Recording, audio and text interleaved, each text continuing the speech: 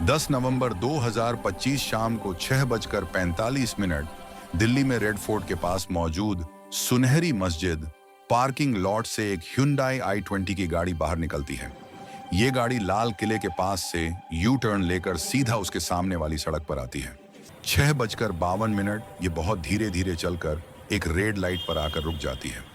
ये वाली red light Lal Qila metro station के गेट नंबर 1 से बहुत नजदीक थी और कुछ ही सेकंड बाद दोस्तों एक बहुत बड़ा धमाका होता है।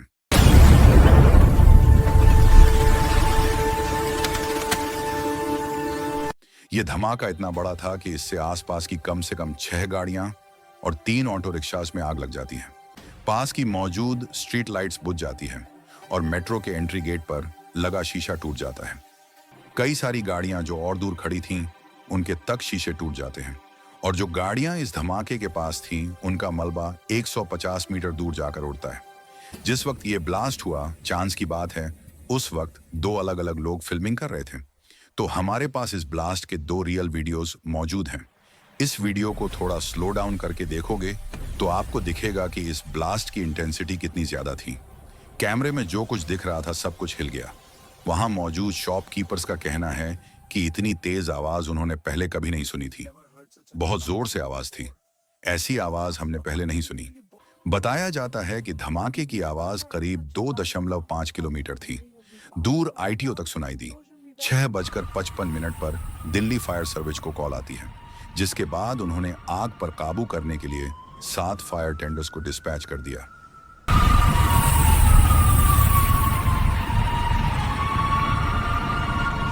एक आई विटनेस बताता है कि इस ब्लास्ट के 10 मिनट के अंदर अंदर लगभग 7 बजे के अराउंड पुलिस वहां पर आ गई थी और 7:15 तक एम्बुलेंसेस भी वहां पहुंच गई थी।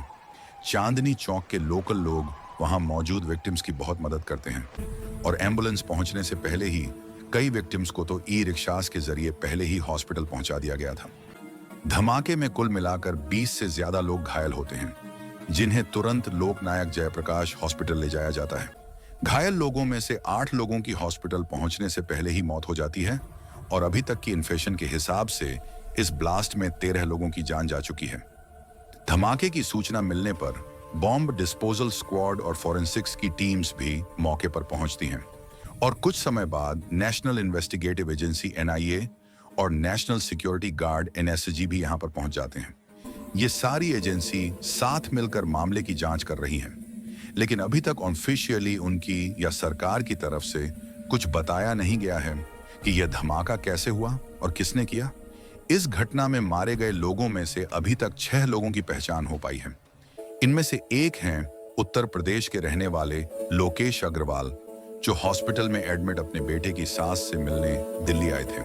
इसके अलावा अमरोहा में रहने वाले DTC के बस कंडक्टर अशोक कुमार अपनी ड्यूटी करके घर जा रहे थे। एक और विक्टिम पंकज सैनी एक कैब ड्राइवर थे और एक विक्टिम दिनेश मिश्रा चांदनी चौक में एक साड़ी और लहंगा बेचने वाली दुकान में काम करते थे। एक दूसरे विक्टिम नोमान एक कॉस्मेटिक स्टोर में काम करते थे और इसी तरह जुम्मन मोहम्मद ई रिक्शा चलाते थे और अपने फैमिली के इकलौते अर्नर थे। रात को 10 बजे के आसपास होम मिनिस्टर अमित शाह घायलों से मिलने इस हॉस्पिटल पहुंचते हैं, जिसके बाद वो उस जगह पर भी जाते हैं जहां पर धमाका हुआ था और फिर उनकी तरफ से एक बयान दिया जाता है। हम सभी एंगल को खुला रखते हुए इसकी गहन जांच शुरू कर दी। अब यहां पर सोर्सेस के हवाले से इंडियन मीडिया में कई सारी खबरें चल रही हैं, लेकिन आपको तो इनकी क्रेडिबिलिटी पता ही है।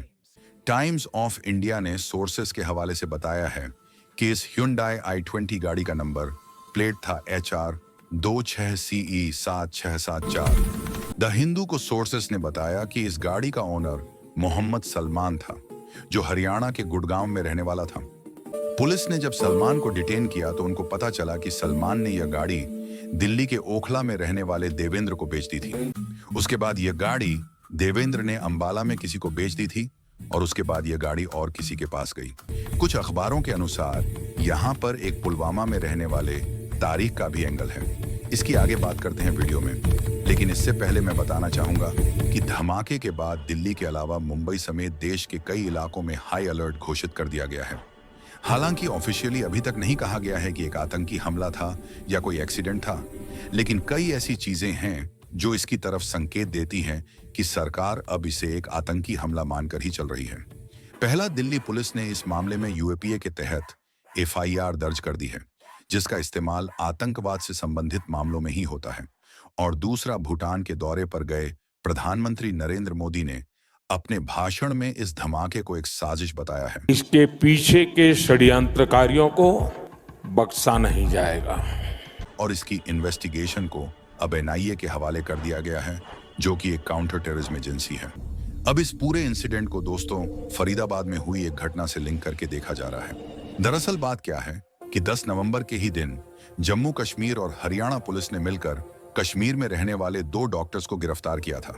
आरोप यह है कि ये डॉक्टर्स पाकिस्तान के आतंकी संगठन जैश-ए-मोहम्मद और अलकायदा से जुड़े अंसर गजवातुल हिंद यानी एजीएच के लिए काम कर रहे थे।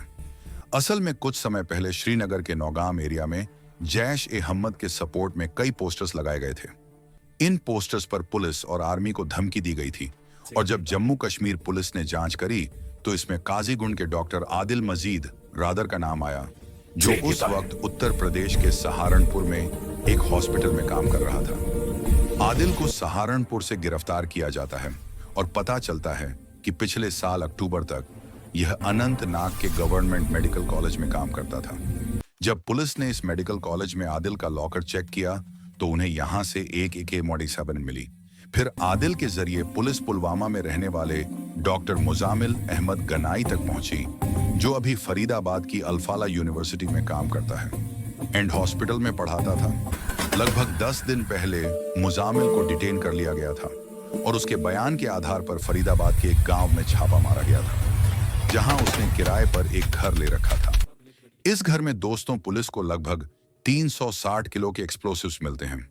अप्रॉक्सीमेटली 360 किलो जो है इनफिलेबल मटेरियल बरामद हुआ है, जो कि सस्पेक्टेड अमोनियम नाइट्रेट है। बाद में और रेड्स की गई तो एक्सप्लोसिव्स का नंबर 3000 किलो से ज्यादा बताया जा रहा है। इसमें अमोनियम नाइट्रेट होने का शक है, जिसे बम बनाने के लिए इस्तेमाल किया जाता है। इसके अलावा पुलिस ने यहां से एक वॉकी टटॉकी, 20 टाइमर्स, बैटरीज, रिमोट्स और 5 किलो हैवी मेटल्स और इलेक्ट्रिक वायर्स जैसे बम बनाने वाले सामान को भी इकट्ठा किया। यहीं पर एक क्रिंक राइफल, 3 मैगजीन्स और एक पिस्तौल भी मौके पर मिली। यह सब देखकर यह बात साफ थी कि यहां पर एक बड़ी साजिश रची जा रही थी। इनकी गिरफ्तारी के बाद लेकिन दिल्ली में रेड फोर्ट के ब्लास्ट से पहले पुलिस ने यह भी कहा था कि यह ऑपरेशन अभी भी जारी है। तो फरीदाबाद में आतंकवाद के आरोप में जो अरेस्ट हुए और दिल्ली में जो रेड फोर्ट ब्लास्ट हुआ, इन दोनों को एक साथ जोड़कर देखा जा रहा है। द इंडियन एक्सप्रेस ने जम्मू कश्मीर पुलिस के टॉप सोर्सेस के हवाले से बताया है कि दिल्ली में जो ब्लास्ट हुआ वो फरीदाबाद में अरेस्टेड लोगों से कनेक्टेड है। हालांकि इस बात को भी अभी तक ऑफिशियली नहीं कंफर्म किया गया है सरकार के द्वारा, लेकिन इंडियन एक्सप्रेस के मुताबिक इस ग्रुप में मुजामिल और आदिल के अलावा 2 और डॉक्टर्स शामिल थे। इनमें से एक लखनऊ की एक महिला डॉक्टर है जिसे गिरफ्तार किया जा चुका है, लेकिन एक डॉक्टर उमर नब्बी अपने साथियों की गिरफ्तारी के बाद गायब हो गया था और इसी उमर नब्बी पर यह धमाका करने का शक है। लेजेडली यह पुलवामा के उसी कोयल गांव का रहने वाला है जिससे मुजामिल आता है और यह भी अल्फला यूनिवर्सिटी में काम करता था। मुजामिल की गिरफ्तारी के बाद पुलिस इसको तलाश कर रही थी। इस उमर नब्बी को दिल्ली धमाके से जोड़ने वाला एक और प्रूफ यह Hyundai की i20 गाड़ी को बताया जा रहा है। हिंदुस्तान टाइम्स ने पुलिस सोर्सेस के हवाले से बताया कि धमाके में इस्तेमाल हुई यह गाड़ी आखिरी बार उमार के पास थी और धमाके से पहले उमार ही गाड़ी को चला रहा था। एक सीनियर ऑफिशियल द प्रिंट को बताते हैं कि अपने साथियों की गिरफ्तारी के बाद उमार घबरा गया था और उसने जल्दबाजी में यह धमाका किया। ऑफ इंडिया ने सोर्सेस को कोट करते हुए कहा है कि यह ब्लास्ट पैनिकिक और डेस्परेशन में किया गया। यह बॉम्ब लूजली असेंबल्ड था और पूरी तरह से डेवलप नहीं हुआ था, जिसकी वजह से इसका लिमिटेड इम्पैक्ट रहा और कोई शार्पनल नहीं मिले। उनके अनुसार उमर ही इस गाड़ी को चला रहा था और इस ब्लास्ट के एक्सप्लोसिव्स उसी तरह के हैं जैसे फरीदाबाद रेड्स में मिले थे। पुलिस ये जांच कर रही है कि मारे हुए लोगों में उमार शामिल है या नहीं। इसके लिए उमार की मां का DNA सैंपल लिया गया है। यह एक बेहद ट्रैजिक और दिल दहला देने वाली घटना है। 13 मासूम लोगों की जान चली गई, कितने परिवार उजड़ गए। ऐसी घटनाओं के बाद जो सबसे जरूरी चीज होती है वो यह है कि हम सब अपना धैर्य और विवेक बनाए रखें। 3 चीजों से यहां पर दूरी बनाकर रखी है। पहला, वो टीवी मीडिया चैनल्स जो इस इंसिडेंट को सेंसेशनलाइज करेंगे टीआरपी के लिए। दूसरा, सोशल मीडिया पर वो नफरतखोर ट्रोल्स जो इस इंसिडेंट का इस्तेमाल करेंगे समाज में नफरत फैलाने के लिए। इन लोगों को पहचानना इतना मुश्किल नहीं है।